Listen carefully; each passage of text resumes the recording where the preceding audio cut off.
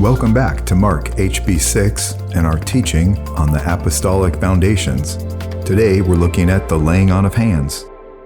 The laying on of hands is a biblical practice with several distinct purposes.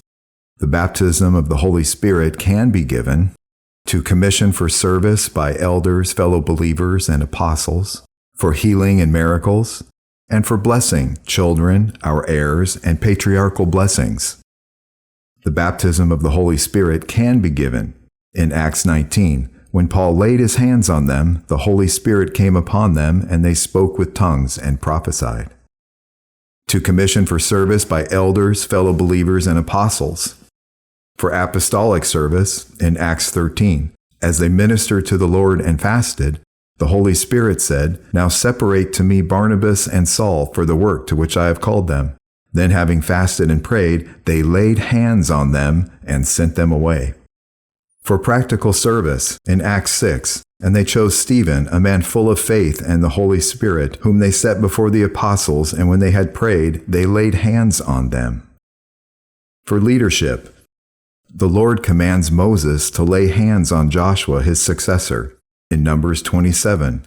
And the Lord said to Moses, "Take Joshua the son of Nun with you, a man in whom is the Spirit, and lay your hand on him." For church leadership, in 1 Timothy 5, do not lay hands on anyone hastily. And we're going to note some leadership qualifications prior to the laying on of hands.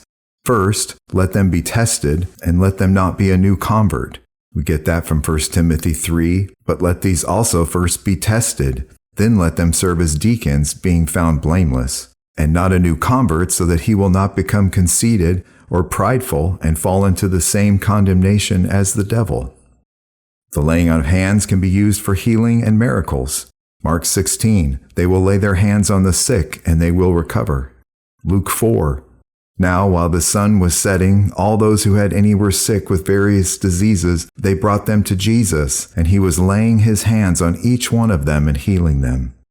In Acts 19, God was performing extraordinary miracles by the hands of Paul, so that handkerchiefs and aprons were even carried from his body to the sick, and the diseases left them, and the evil spirits went out.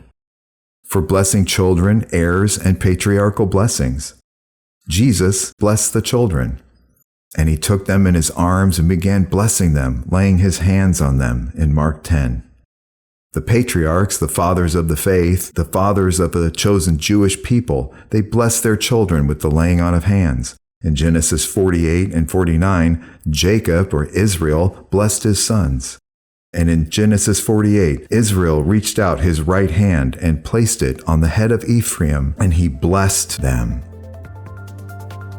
Thank you again for your time and your visit to Mark HB6.